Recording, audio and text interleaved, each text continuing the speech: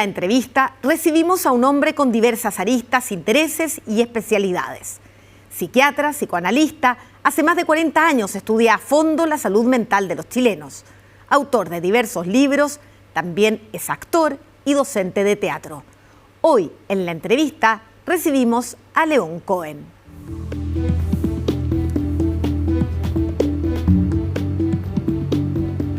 Doctor, muchas gracias por conversar con nosotros en la entrevista.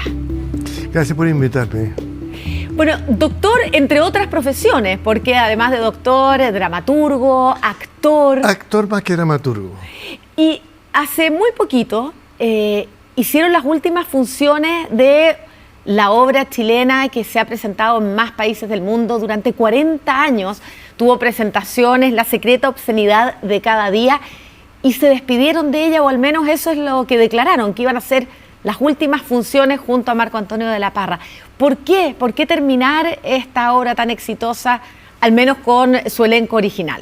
Es bien interesante porque la estrenamos el año 84, ¿cierto?, en dictadura, y ahora pensamos en dar la última temporada de funciones. Las 10 funciones estuvieron repletas y hay mucha gente que nos piden que por favor hagamos algunas funciones más en diferentes partes de Chile o aquí mismo.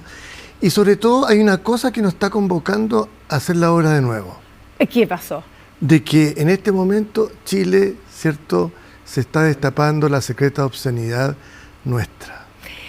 Esa era justamente mi pregunta. ¿Cuál es la obscenidad actual en nuestro país? Bueno, es que es tan evidente que es como si tuviera que decir algo que todos sabemos en este momento.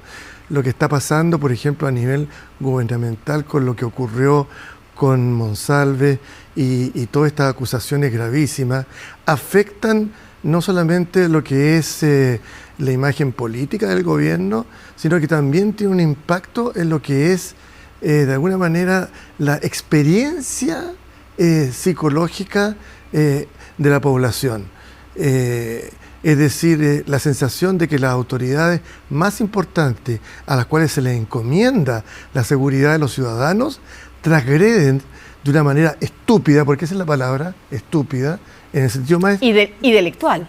Sí, pero lo estúpido deriva en algo delictual, pero parte siendo estúpido, porque en realidad se trata de una concatenación de hechos que finalmente lleva a algo delictual, lleva a algo autodestructivo para todos los actores de esa situación, pero destapa algo que está presente en el gobierno, en las empresas, en las organizaciones, en todas partes, porque este es un hecho que ocurre en muchas partes y este es un ejemplo de cómo se pueden destapar. Y yo quisiera, no quiero prolongarme más, yo quisiera, digamos, en esto decir algo que ayuda mucho a la salud mental de los ciudadanos nuestros. ¿Sabe qué es? El hecho que tengamos medios de comunicación libres, que sean capaces de investigar, de poner el tema sobre la mesa y que en forma neutral, no política, es decir, no que es un medio de izquierda o un medio de derecha que trata como de destruir, no, sino que demostrar y de investigar algo que es lo único que los ciudadanos en este momento nos hace como decir, y eso es algo positivo para la salud mental de nosotros como ciudadanos, el tener un sentimiento de mayor confianza respecto a lo que puede ser la verdad de los acontecimientos. Bueno, ese es un gran tema en el cual podemos profundizar respecto a qué también nos hace la verdad, porque hay muchas críticas respecto a lo que se muestra en televisión, lo que se ve en los medios, cómo eso influye también en la salud mental, y usted está diciendo que sería positivo ver cuál es la realidad, aunque nos afecte. Pero vamos al paso inicial y después nos metemos en el tema de los medios. ¿Cómo afecta la salud mental el que nuestras autoridades hoy día estén enfrentando a la justicia? Tenemos alcaldes enfrentando a la justicia por corrupción, tenemos el ex subsecretario del Interior, como decía usted, la persona encargada de la seguridad, ahora siendo formalizado por delitos, y así jueces destituidos de la Corte Suprema, fiscales acusados. ¿Cómo afecta eso también a la salud mental? Bueno, yo quiero insistir en que el hecho de que la verdad aparezca y que los medios de comunicación colaboren en eso, genera un efecto positivo porque la ciudadanía en general siempre ha tenido el sentimiento, la sospecha de que en el Poder Judicial, en las empresas y en los gobiernos existen estas cosas, pero no se habla de ellas, se ocultan, y eso fue una de las cosas que precedió a la revuelta. De manera que el hecho de que aparezcan estas cosas no es que a nosotros nos deprima, nos vaya a amargar, sino que de alguna manera dicen, ¡ah, ahí está! Nosotros sabíamos eso, pensábamos eso, y ahora tienen que pensarlo mejor, a ver quién ponen ahí y de qué forma enfrentan estas situaciones en lo sucesivo. De manera de que quiero ver como el aspecto positivo más bien de todo eso. ¿Y qué efectos tiene sobre la crisis de confianza? Que ya veníamos hablando desde hace varios años en esta crisis de confianza, la baja credibilidad que hay en las instituciones frente al Congreso, los partidos políticos es dramático, un 17% de confianza, un 11% de confianza en los partidos políticos. ¿Cómo se puede tener un sistema de gobierno, una sociedad, si es que no hay esa confianza? Bueno, los ciudadanos queremos a la democracia. En general hasta ahora, y las votaciones, digamos, de las comisiones constituyentes revela claramente de que los ciudadanos queremos una democracia. Queremos, es decir, un espacio donde podamos opinar entre todos nosotros y podamos decir las cosas, ¿cierto? Y podamos decir también que dudamos del poder judicial, dudamos del Congreso, dudamos del Parlamento, dudamos de la moneda, ¿cierto? Pero sabemos que son necesarios. Sabemos que tienen que haber personas que postulen a eso y sabemos que tenemos que tener el derecho de poder elegirlos. Porque hasta ahora no queremos caer en una especie de populismo cercano al anarquismo que diría, no, mejor deshagamos todo porque en realidad no se puede confiar en nadie, ya que habitualmente lo que deriva de todo eso es un escenario peor aún, peor. Así que en realidad aquí hay un tema que ya se arrastra de un buen tiempo, que es cada vez más los chilenos estamos desidealizando nuestro país. Ya no somos lo que pensábamos que éramos, no somos los ingleses de América, no somos los que tienen como mayores índices de honestidad, de trabajo, no somos esos ciudadanos ideales, no. Estamos en una sociedad que va produciéndose, digamos, una serie de eventos. Entre ellos tenemos el tema del crimen organizado, tenemos la crisis, digamos, de las instituciones, y es mejor porque no hay nada peor y nada más cercano a la dictadura que la idealización de las instituciones. Lo sigo y concuerdo plenamente.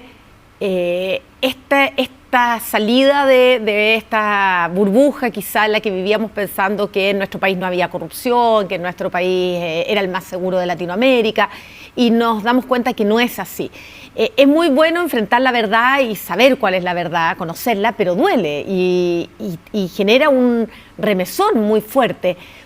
¿Cómo diría usted que lo está enfrentando hoy día la sociedad chilena? Salir de la burbuja, conocer una verdad dura y enfrentarse a un medio que no es tan seguro como pensábamos. ¿Cómo ha afectado a la salud mental de los chilenos? Todas esas cosas son propias del proceso de maduración. De maduración. O sea, es una sociedad que está empezando a madurar en el sentido de decir, bueno, la vida es más dura, es más cruel, es menos confiable y por lo tanto es necesario poder estar alerta frente a nosotros mismos, en nuestras comunas, a las personas a las cuales elegimos. Es necesario escuchar todo eso, conversar entre nosotros, porque cualquiera no significa cualquier cosa, ¿cierto? Y por lo tanto, este país, que en realidad nosotros, hasta no hace mucho, éramos una cultura del siglo XIX, éramos una especie de provincia, ¿cierto?, regida por los patrones, ¿cierto?, oligarcas. Eso se podía ver en las empresas, ¿cierto?, que podían abusar como querían, digamos, en el trato con la gente, y toda la gente funcionaba y trabajaba más o menos como los campesinos de los fundos, ¿cierto? En general, una población bastante ignorante. Nosotros somos una cultura bastante pobre. Tenemos 2 premios Nobel de poesía, pero resulta que somos una cultura bastante pobre en ese sentido. Entonces, todo esto es un remesón, no cabe duda. Y hay una cosa interesante, revisando cierto material antes de la entrevista, hay varias encuestas bastante buenas, una que dirige David Bravo, en la Católica, un termómetro de salud mental, y me encontré con una sorpresa. ¿Cuál? De que la salud mental en Chile, de acuerdo con el trabajo que habían hecho ellos, en los últimos años está mejor. Después de la pandemia, desde la pandemia hasta ahora. Sí, pero cuando la comparaban pre-pandemia, decía de que estaban teniendo como una cierta mejoría, estábamos con problemas antes, ¿cierto? Antes, pero es como que se está ajustando y que hay una serie de variables de la vida, incluso como el dormir, como la ansiedad, como la depresión, que mostraban en las estadísticas, y son estadísticas bastante confiables, gente bastante seria que hace eso, en que estaba mejor. Obviamente que si uno dice, claro, lo que pasa es que en pandemia estábamos pésimos, efectivamente estábamos mal, pero no sé qué es mejor, la pandemia o la crisis de seguridad que vivimos ahora. Parece que la pandemia. Parece que ese criminal, el COVID-19, era un criminal mucho más peligroso, además porque era un criminal invisible, bueno, parecido a los de ahora, ¿cierto? Que se metía, digamos, en nosotros y nos mataba. Tenía algún parecido a los de ahora. El tema es de que llama la atención. Entonces, ¿qué significa eso? De cómo abordamos los ciudadanos todos estos eventos que provocan ansiedad, que provocan temor. Decididamente no significa esto de que esto derive en una especie de crisis psiquiátrica, porque hay que diferenciar entre los problemas psiquiátricos, por ejemplo, como la esquizofrenia, como la enfermedad bipolar, como las personalidades limítrofes, que cubren miles de chilenos, ¿ah? Del sufrimiento, de la ansiedad, del temor, que es algo que nos acompaña a todos nosotros, sin que seamos enfermos psiquiátricos, y que implica una necesidad de ¿qué? Una necesidad de poder conversar, de poder compartir, de poder hacer cosas que nos ayuden en eso, de poder hacer deporte, por ejemplo, de poder leer, de poder como tratar de saber cuáles son las cosas más verdaderas, ¿es cierto? Pero eso no es psiquiatría, eso es lo que le ocurre a las personas que viven en una sociedad, que sufren, que están tristes, que están ansiosos, y eso no es enfermedades psiquiátricas. A veces se confunde un poco ese tema. No es una enfermedad, lo entiendo, pero es sano. Es sano que exista hoy día el mayor índice de temor que se registra en la historia de nuestro país. Los últimos 3 años, según la encuesta de Paz Ciudadana, han sido los años donde mayor cantidad de gente en esta encuesta indica que tiene miedo de salir a la calle. Hay un 76% de los chilenos que dejó de ir a los lugares donde iba.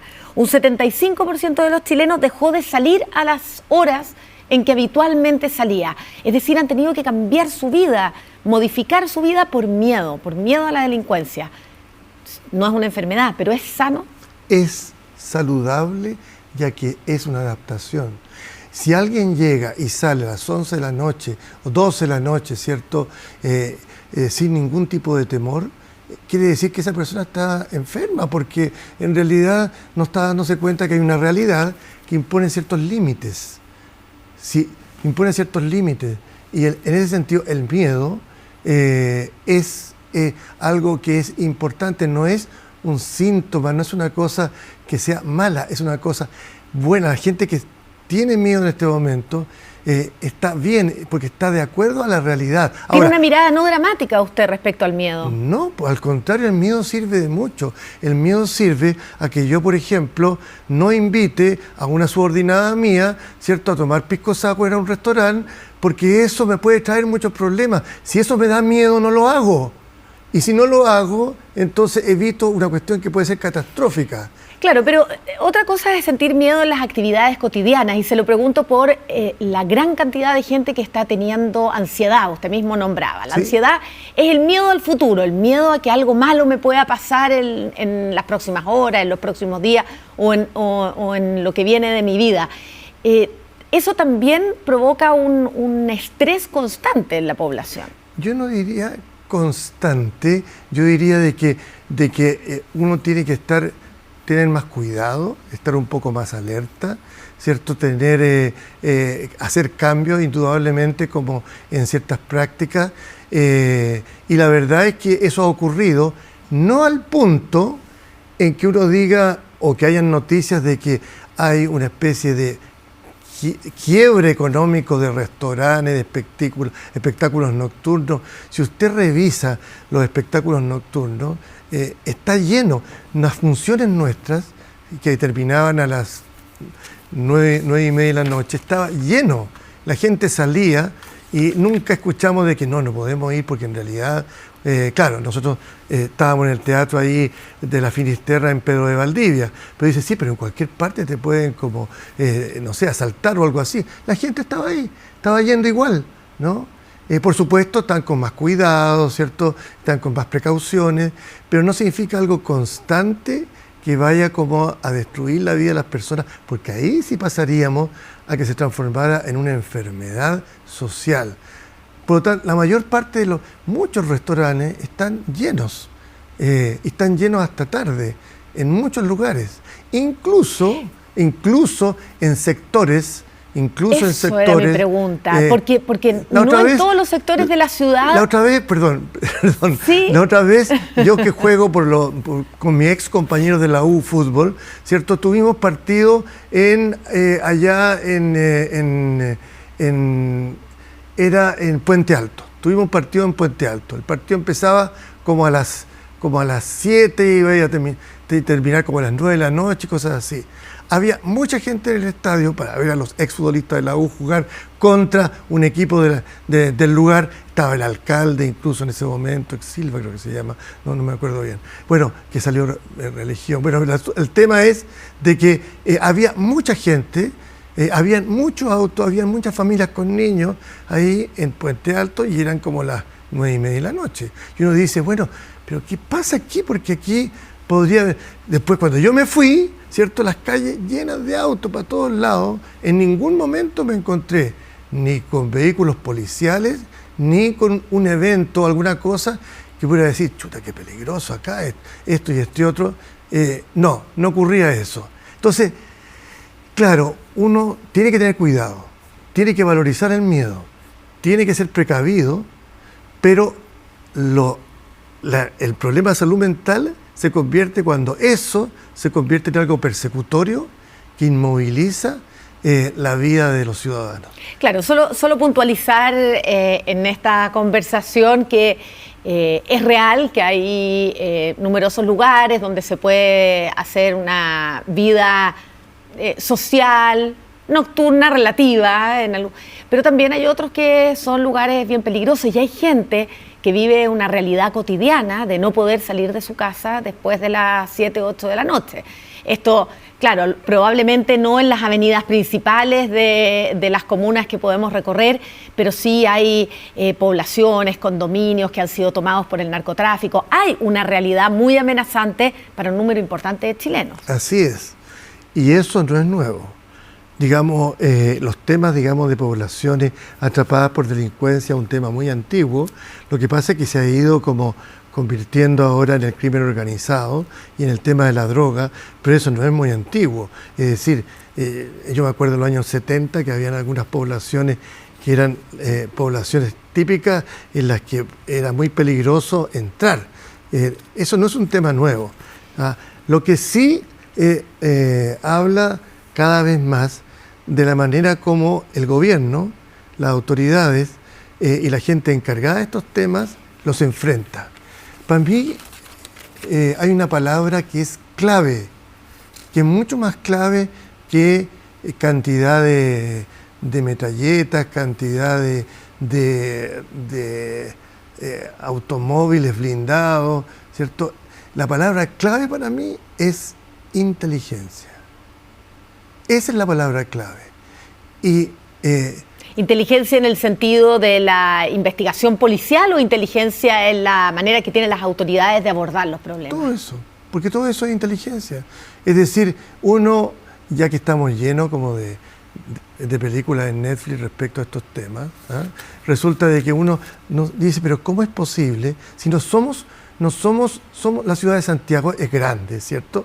Pero no es que sea algo imposible de rastrear, no es que sea algo imposible de poder tener información. Es decir, ¿dónde están las diferentes unidades, como la PDI, Carabineros, ¿cierto? Las mismas Fuerzas Armadas, etcétera, las fuerzas civiles, digamos, de inteligencia, y los medios tecnológicos que hay ahora, ¿cierto? Como drones, ¿cierto? Y otros, que sean capaces de rastrear y tener un mapa de lugares probables donde están los líderes de todo este crimen. Y esa misma impotencia que siente usted es la que sienten los ciudadanos. De decir, ¿dónde están las autoridades? Sí, pues ¿dónde están las autoridades? ¿Cierto? Entonces las autoridades dicen, bueno, nosotros nos vamos a querellar. Esa es la frase, nos vamos a querellar. Entonces se querellan. Yo creo que hay 1 millón de querellas ahí esperando, pero realmente, vamos a formar una comisión. ¿Ya dónde está la comisión? O llamemos a las Fuerzas Armadas mejor. ¿A qué? No, pero que tienen que haber, que salga la gente con metralleta. ¿De qué sirve eso? No, por eso mismo, el tema de la inteligencia es clave. ¿Quiénes son? ¿Dónde están? Pero si aún hoy no sabemos quiénes hicieron la revuelta. Aún hoy. Después de 5 años. Después de 5 años los ciudadanos no sabemos quiénes hicieron la revuelta. ¿Fueron gente de izquierda? ¿Gente de extrema izquierda? ¿Fueron gente de derecha? ¿Fueron gente que estaban en contra de Piñera? ¿Fueron gente extranjera? ¿Quiénes fueron? Es decir, habían decenas, centenares de personas ahí, ¿cierto? Como para ser vistas, seguidas, detenidas, ¿cierto? Infiltradas, lo que sea, y nada. Ya que puso el tema, ¿qué consecuencias ve que dejó esa revuelta en la salud mental de los chilenos, en nuestra valoración de la vida, el orden, la sociedad? Por estas dos caras que tuvo ese llamado estallido social o revuelta social.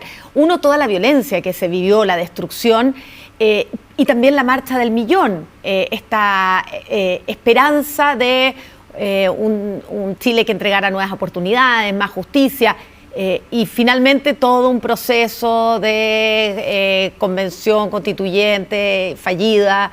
¿Qué consecuencias deja eso? Ninguna.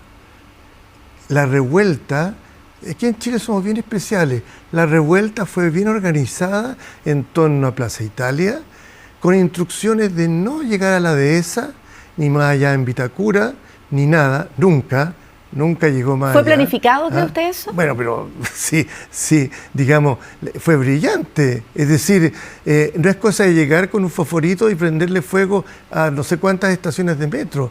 Es decir, la gente fue planificada, tenía como los medios. ¿Sabe? Eso solamente lo pueden hacer gente que tiene formación militar. Es decir, fue una cosa increíble.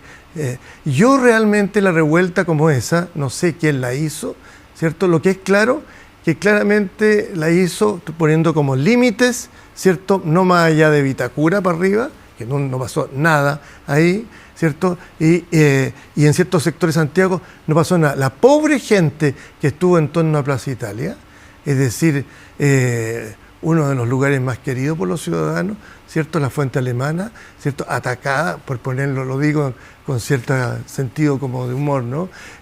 Pero atacada ahí en forma permanente. Ahí. Era una cosa total, es decir, era lo más cercano a una performance, pero terrible. ¿Ya? ¿Qué ocurrió? Realmente lo más significativo de esos días fue la marcha de 1,5 millones de personas. Y esa marcha de 1 millón revela, digamos, ciudadanos que están dispuestos, claro, movidos por algo, ¿cierto?, a salir y a decir, aquí tenemos que hacer cambios. Es decir, no se puede permitir que siga este abuso, que es un abuso además muy típico del siglo XIX, ¿cierto?, que burlarse del campesinado. ¿Y por qué cree que no tuvo ninguna consecuencia? Por último, la desilusión de que no se haya cumplido ninguna de las aspiraciones. ¿A quién se le ocurre que eso se puede resolver con una nueva constitución? Eso es algo ridículo. ¿No? Esto estaba, digamos, lo que mostró ahí eso es una cosa que va más allá de una constitución. Tiene que ver con una red total, una red cultural que impregna nuestro país en la forma de relacionarnos a niveles de comunas, de empresas, de organizaciones, etcétera. Eso es una cuestión que no la iba a cubrir una constitución. Desde ahí se transformó en un lío entre grupos políticos. Y los grupos políticos ahí se fueron, de repente se fueron uno al extremo para allá, ¿cierto? Rechazado, después el grupo para allá, y los ciudadanos contemplamos esto, y la ciudadanía en forma muy sabia dijo, esto realmente, no quiero esto otro. Y en definitiva, ¿en qué quedamos? Bueno. ¿Y qué pasa con el sentimiento entonces de esa marcha, de ese millón de personas que salieron a la calle?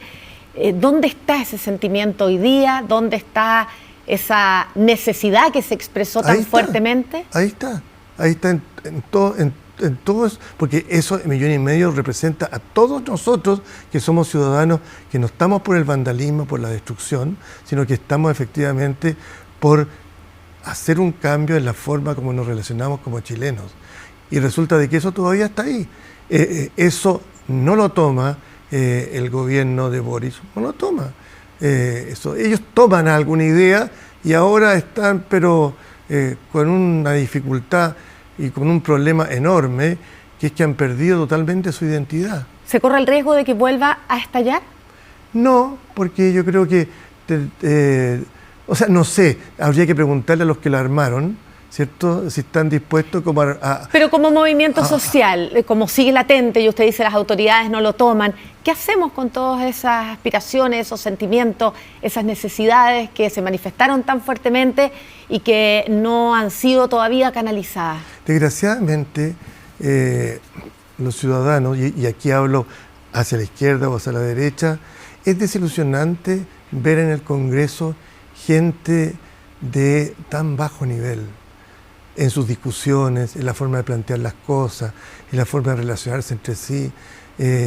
Yo, que ya tengo mi edad y que viví lo que fue la Unidad Popular, que fue un desastre, de acuerdo, pero los tipos que estaban ahí eran tipos de otro nivel, tanto de izquierda como de derecha, eran tipos de otro nivel. Uno ahora ve gente que en realidad, yo creo que si se han leído algún libro alguna vez, ¿cierto? La verdad que es una cosa bien triste, lo que implica lo siguiente, de que cada vez más los chilenos nos estamos volviendo más individualistas, porque sabemos que en realidad no. Igual hay gente en el Parlamento, vamos a ir a votar, ¿cierto? Este domingo vamos a ir a votar, ¿cierto? Ayer vi el diálogo entre los Orregos ahí, y claro, eso uno dice, pucha, no voy a decir cuál es mi candidato, pero es una cosa muy decepcionante todo eso. Y por otro lado, uno ve muchos ciudadanos, muchos chilenos, que están haciendo muy buenas cosas, pero resulta que eso tiene que estar en el contexto de un país donde las cosas puedan funcionar, ¿no? Donde haya gente que tenga un nivel, ¿cierto?, donde puedan funcionar, ¿cierto? Tenemos acá un tipo como Jorge Alessandri Rodríguez, por ejemplo, tenemos un tipo como Eduardo Frei Montalva, un tipo como Ricardo Lagos, ¿sí? Es decir, no, ya no tenemos gente así. Ahora, lo más probable es que la próxima presidenta sea la Evelyn Matei. O sea, yo no voy a votar por ella, lo digo, ¿cierto? Porque siempre digo desde qué ángulo estoy mirando las cosas. Pero no me inquieta, no me preocupa, ni me produce rechazo que ella sea presidenta. Hay que darle la oportunidad. Pero tiene una responsabilidad gigantesca, porque tiene que hacerse cargo de cosas como las que estamos hablando, que es enfrentar un país cuya cultura se ha ido deshilachando, empobreciendo, ¿cierto? A todo nivel. El tema de la educación en Chile es una cosa triste. Yo soy un exalumno del Instituto Nacional, y la verdad que mi colegio me ha dado mucha pena, ¿cierto? Y yo creo que si hay personas a las cuales tratar de proteger, cuidar y darles una oportunidad para su desarrollo, es a los profesores chilenos, ¿cierto? Interesante mirada al Chile actual. Se nos acabó el tiempo, creo daba para otra media hora de conversación, también esta mirada respecto a la educación en nuestro país. Así es que gracias por invitarme. Será para la próxima. León Cohen, muchas gracias por habernos acompañado en la entrevista. Gracias.